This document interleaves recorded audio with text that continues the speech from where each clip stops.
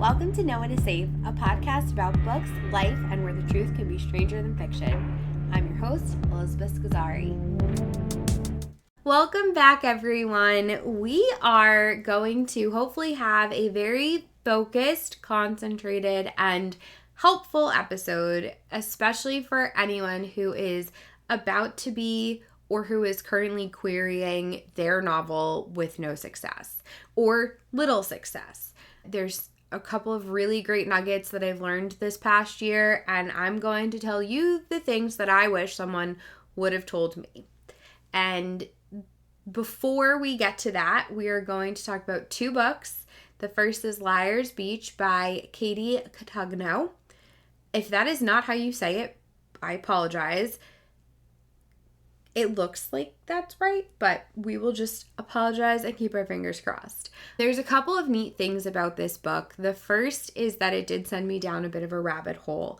And the second is I had gone into it with a certain level of expectations. If you go to the Barnes & Noble and there's the cafe, at least the one that I go to, they have a section, like a book, right at the checkout counter of the cafe. It's a $5 book. The one that I had previously gotten from there was The Girls I've Been, which I loved. I loved so much. And so I did have higher expectations going into this one. And it was okay. I didn't love it. I didn't hate it. It was just okay. And the premise of the story is that Lyndon, who is not from a wealthy family, I think, if I'm not mistaken, like, he says that he is poor. They live in a more impoverished community. It's more of like a city type vibe. But he does go to this elite private school. He has a friend who happens to be very wealthy. I wouldn't classify their friendship as like a very good friendship. It's just a friendship, and it's kind of like the best that they both have at this point. But it's not the best friendship. The boy invites Lyndon out to Martha's Vineyard, where he spends a couple of weeks. I think it's either 1 week or 2 weeks with this family. During this time, they have an established group of friends on the vineyard, and one of them, who's been excommunicated from the group, shows up for this party. Calamity ensues. Everybody goes to bed. Everybody has an alibi. Everybody is surprised the next morning when someone is found bleeding from the head on the verge of death outside of the pool. Outside of the house in the pool. So no one quite knows what's happening. This kid gets sent to the hospital, and we're left with a mystery. Lyndon's not quite sure what happened. He happens to run into one of his friends that he used to have when he was younger, but pushed her away because he was poor and she wasn't, and woe is me kind of attitude. And it's somewhere toward the end of this book, one of the characters says to Lyndon to the effect of like, "You're living your Great Gatsby life and I don't like it." Well, knock my socks off, because I read The Great Gatsby in high school like most people, or I tried to, and I fucking hated it. I know it's a classic. I hated it. It's really plain and simple, cut and dry. I could probably revisit it now. I don't want to, because I did not like it, and I have enough books to read. I even have other books that I would rather retry before that one. It was interesting because the comparison was made, and from the second it was made, it was like, oh, that's what this book is. This book is Great Gatsby blended with YA, blended with murder mystery. Done.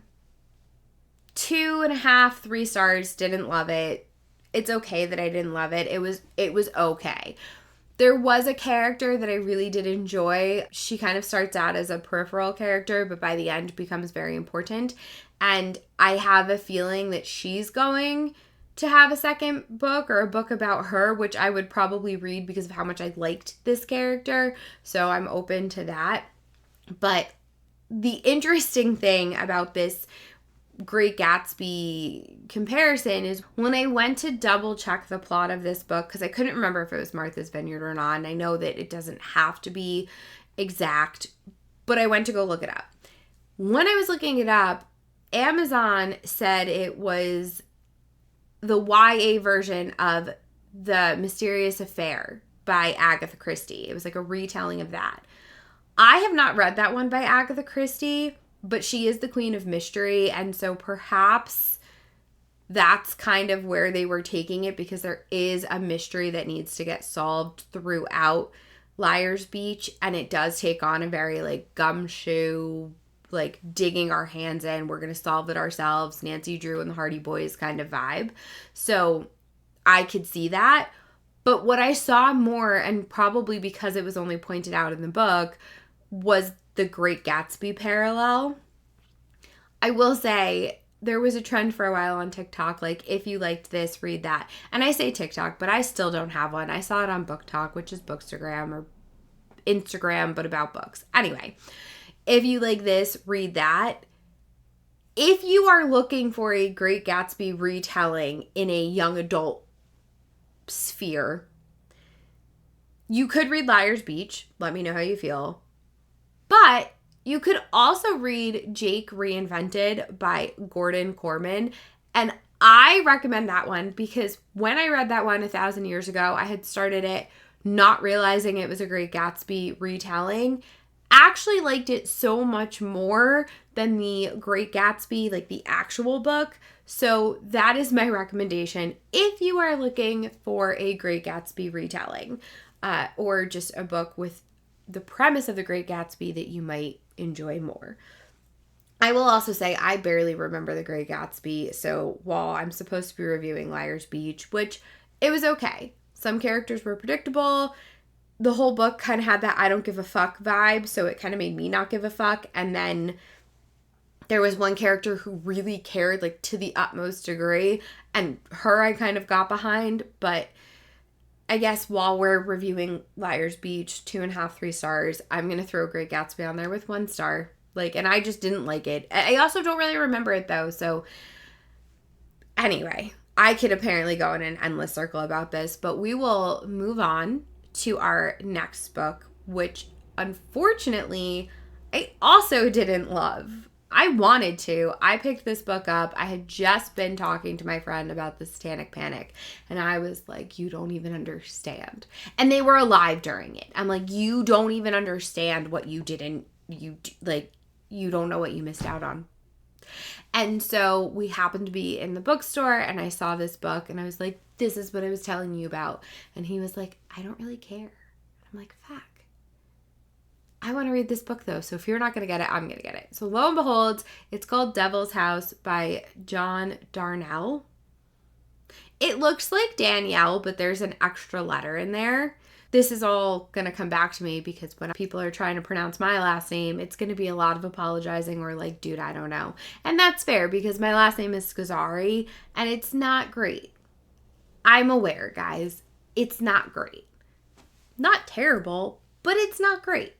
So, jumping into this one, I do want to put the disclaimer out. One, I did not know that we're going to call him JD. I think that's also how he references himself sometimes, so I don't feel so bad about it. But one, I did not realize that JD was in a band and had all of this music, and that like some of his music bled into his books. Two, I did not realize that he had other books. And after doing like a deep dive into the reviews, I found a Reddit page that had like this whole conversation about this book, about JD, about his band, about the other books.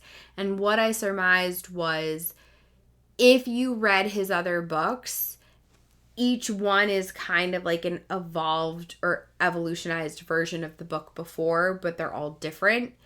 He also writes himself in as a character at the end of Devil's House, and that I didn't realize either. I physically read this book up until the last part or so because I figured it would take me not all the way back to New Jersey, but I would be able to listen to it and finish it on the drive up.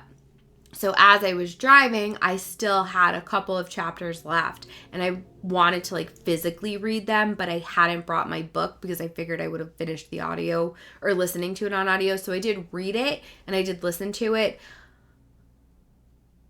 I enjoyed it more physically reading it. I got more out of it. It was more moving. It was easier to follow. For whatever reason, this book on audio format, it didn't hit the same way, with the exception of one chapter. There is one chapter, one part where it is a woman who has sent a letter to a man, and this man is reading her letter out loud, and it hits you so hard in the feels. I was driving my car screaming at this woman.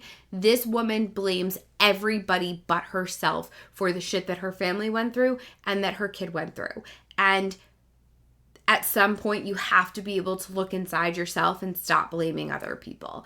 Life is about choices. You can choose to be a victim. You can choose to get out of your circumstances. You can make the choices to do the best you can and not just say, woe is me. And this woman, straight up, every single time she had the chance to do something different, she chose the action or the attitude that was going to keep her right in her shitty position of life.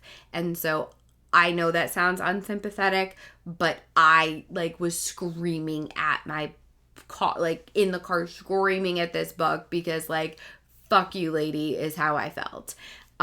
So it definitely did bring out some emotions, but getting past the disclaimers and my sidetrack, the premise of this book is that there is an author who has a couple of different true crime books. His agent tells him, hey, this house is on the market. There was a murder there. It's really fucked up.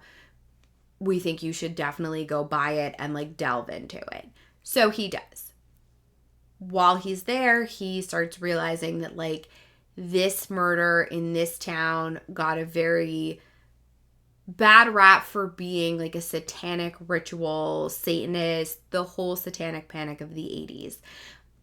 I personally did not see as much of that as I wanted to in this novel, but it is captured and you do get the theme of it. So that was definitely interesting. But as he's there and peeling the layers back of this crime, he also is telling the story of his first true crime book, and you get snippets of it as you're reading it. And so creatively, it was genius. I thought it was so neat to have these two parallel stories, to have this author kind of telling both of them, the way he looks at putting himself. Let me rephrase that. The way that it is handled, where the author inserts themselves into the true crime story. It's also a theme that's touched upon in Mr. Mercedes trilogy by Stephen King and Holly by Stephen King. That concept of when you're investigating a crime, where you insert yourself into it. That's covered in here. As an author covering true crime, where are you inserting yourself into this story? Where are your biases and all of that? So that was interesting. But that's pretty much the premise of this book. You do not end up with a resolution for the murder that he is covering the second time.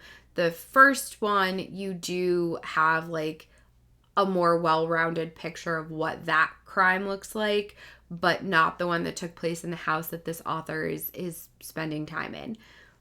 To round out the book, the author, JD, inserts a character that is himself, from what I understand, or supposed to be or symbolic of.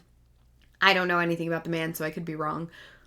But that character then talks to Gage, who has been the narrator / author that we've been talking to and listening to and reading his work this entire time. So why we switched in the last chapter, it kind of bugged me out a little bit, but we did. And there's really no, in my opinion, as someone who doesn't know anything about this man or his band or his other books, it added confusion for me. And again, I was listening to these last few chapters, so maybe that was it.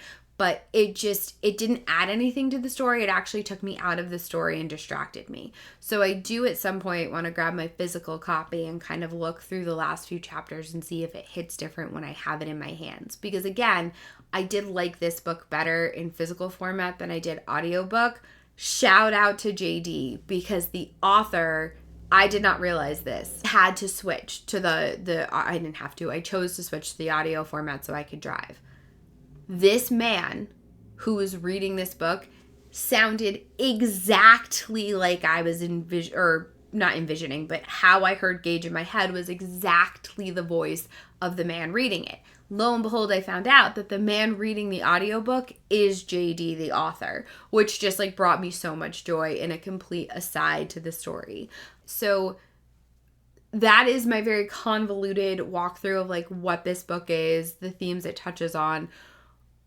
It did not give me everything I wanted. I think I gave it 3 stars. Overall, it was interesting. It was very visually stunning, if one can say that about a book. I could visualize every page in this, except for like those last few chapters. It really invoked a lot of feelings and emotions, and the descriptions were beautiful. The plot itself is just kind of where it fell short for me. But overall, 3 stars. I wouldn't say don't read it. I also would say that maybe check out his band, listen to his music. There's apparently a lot of themes that transfer over, at least according to Reddit. Maybe read his other books as well. I think his first book had gotten the highest amount of praise compared to the one that followed, and then this one, which I believe is the third. But check it out. That summarizes, probably more in depth than I usually go, but there were only 2. That summarizes the 2 books that we're talking about today. Both were okay. Feel free to let me know your opinions of them. I'm always curious to see what people say. But if we were going to do a traditional no one is safe moment, I have so much inspiration.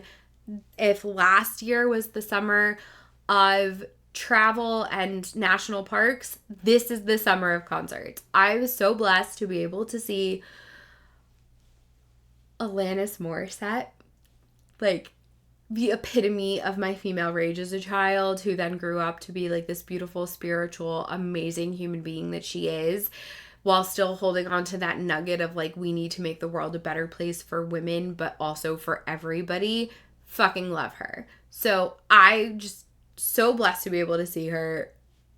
Just be, like, she walked out on stage and I was shaking, like to the point where I tried to clap, but all of my fingers were independently shaking and I started to tear up. Like, I did not anticipate being so moved, but holy fucking shit was I moved. So I got to see her and Joan Jett. I also got to see Murphy's Law and NoFX. I also was introduced, I didn't get to see them, but I was introduced to the band Body Count, which like I had heard 1 or 2 songs here or there, but I didn't fully appreciate and understand the magnitude of Body Count until I listened to the entire album. And let me just tell you, so fucking good. Like, if you haven't, just go listen. Pick a song. I don't even care which one. Just so good. So much to be said. So interesting. And if you don't know anything about them, just in case anyone wanted to know, the lead singer is Ice-T.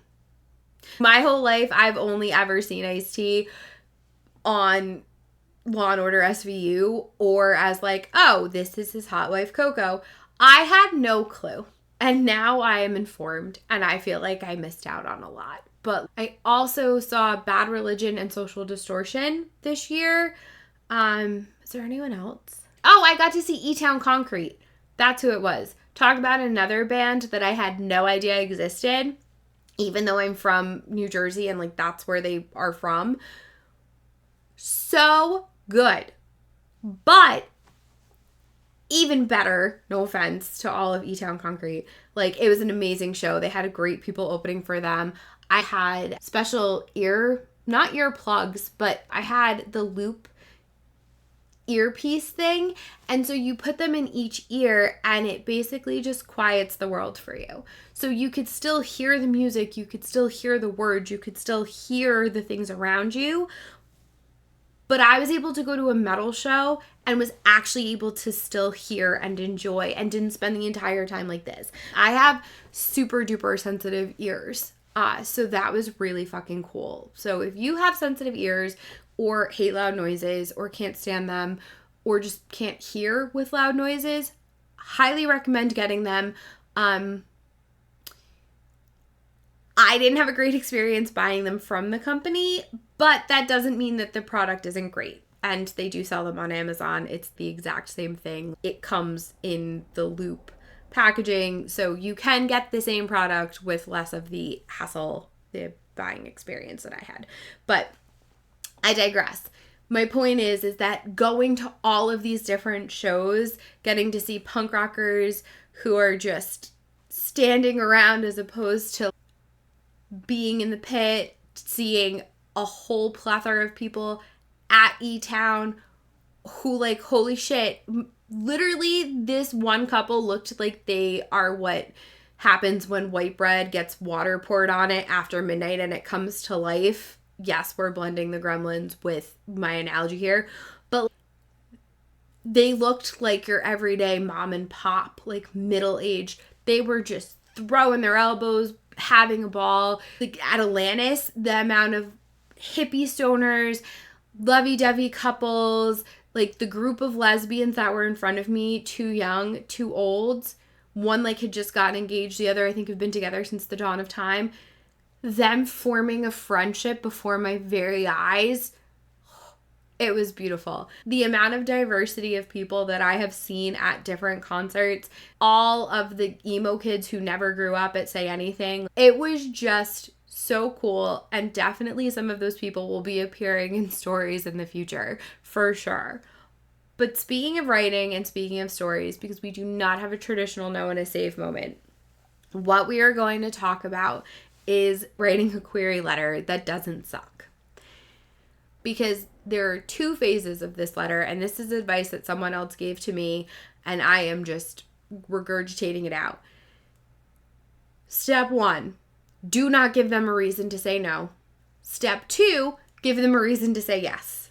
And I borrowed that 1,000% from someone else, so thank you. 1, it is a form letter. It's kind of like your cover letter for a job, but where you need to stand out, either if there's like some secret code word that you have to include in your letter. I worked for a company who used to do that. Or if it's, phrasing things differently to get the job you want, whether or not you're like whatever those tricks and tips are, disregard them for your query letter. Your letter is a form letter. It is giving very pertinent information in a very specific way. And I will tell you the top 3 things that this needs to include. 1, right off the bat, opening sentence, title, word count, genre. Right there. You could probably ditch the title if you had to. I don't see why you would. But right there, right off the bat, that sets you up for success right away. After that, the next really important piece of information that we need is a very succinct explanation of your story. Not marketing copy, but an actual synopsis of like, these are the things that are happening. So if your book is the Titanic, unhappy rich woman who's fallen in love with a young poor man, no longer wants to be with her fiance. She steals his prized possession, which is worth a lot of money, and chooses to run away with this young man when they get to where they're going at the end of this boat ride. The boat strikes an iceberg. As the ship is going down, Rose makes the decision to pursue Jack and save his life instead of anchoring herself to her rich white husband that would have definitely gotten them both off the boat alive. And then she could have found Jack later, but I'm trying to remember the plot of Titanic while I do this, so maybe this wasn't the best example, but like, if she is unsuccessful in freeing him from the boat's prison, they will both die. If she is unsuccessful at stealing this money and getting away from her crazy ex, he will kill her. That's not necessarily true, but you get where we're going. Make sure that what you are presenting is a descriptive and rich explanation of your story while keeping it succinct. For someone like me who has written thriller and suspense, it is very important that I get across, this is what our characters are dealing with. This is the, oh shit, is it going to work out? Is it not moment? And this is why it's bad if it doesn't work out. So that is important for my type of story. I only have written suspense and thriller, so I don't know if that same formula is applicable to all genres, since I don't write all genres. However, making sure that you have a concise summary of your work is super important. We do not want marketing copy. I did not know I was so good at writing marketing copy until someone else looked at my query letter and said, no, you're not writing marketing copy. You were supposed to be writing a synopsis of your book with detailed examples. And I'm like, fuck, who knew I was so good at marketing? I had no idea.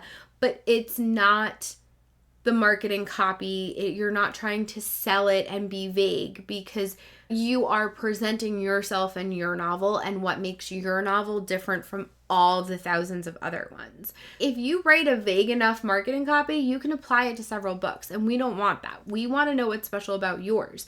We want to know what's special about mine. We want to make sure that we are presenting our best selves in our query letters so we can show off and get the books that we work so hard on published. That's the goal, right? So 1, make sure you have your word count and genre right off the bat. Have a nice succinct summary.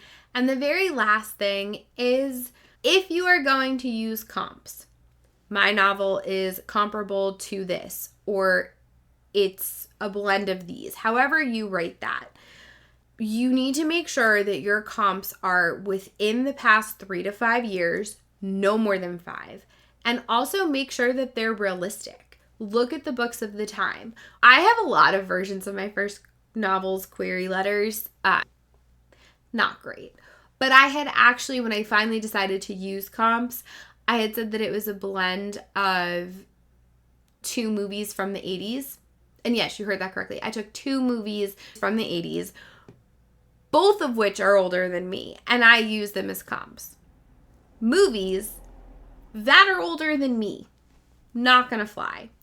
So I tried a different approach after, getting some good feedback, and I picked 2 novels instead. One of which was Bret Easton Ellis's American Psycho. It's a cult classic. It's a popular book. Even if it's not a classic, like, I don't know, Romeo and Juliet or The Great Gatsby or whatever, it's still like a really popular, well-known book that, again, was written in the early 90s. Like, no, do not make the same mistakes I did. And just to give everyone, I wasn't going to do this, which is why I didn't have it pulled up and ready yet, but just to give everyone a quick idea of how bad my first query letter was, and how many different times it got rejected and told no. Like either no response or straight up rejected. At last count, which I'm doing right now, 178 plus 46. 224. I have received 224 no's or no responses to my first novel that I have queried. And it's not because my novel isn't great. It's because 1, it was my first one, and 2, no matter how many different versions of that query letter I did, most of them didn't have the word count and genre until the bottom of the letter. Most of them didn't have comps. The ones that did have comps were really bad, as we just talked about. None of them hit the mark. So please, find someone, find a friend, find a buddy, find someone who does this professionally to read your query letter and give you honest feedback, because you're going to need it. I want you to be successful. That is the tips and tricks that I have picked up, my passing on of advice. Include your word count and your genre right off the fucking bat. Succinct, very descriptive, direct, detailed. Unlike this gargle of words, make sure your descriptions are on fucking point. 3, if you are going to use comps, use them correctly. And that is my parting gift to you. So I hope you join me next week. We have a ton a ton of books to review. And by a ton, I think I mean there's 8. Also, as I'm just realizing, as the sun sets, most of my face disappears. So while I'm sure you're never going to see Batman and I in the same room at the same time, I promise you I am not actually Batman. But I hope everyone has a great night. And, oh, fuck. Just because there haven't been any stories, you might think you're safe. But in my world, nobody is. Bye! Thank you so much for listening to No One Is Safe. This podcast means so much to me. If you've enjoyed it, please consider liking, subscribing, sharing, and leaving a review wherever you listen to your podcast. For more content or more information on me, please follow my Instagram page at Elizabeth Scozzari Author and check out my website, elizabethscozzari.com. Thank you so much again, and go out and have a wonderful day. See you next week.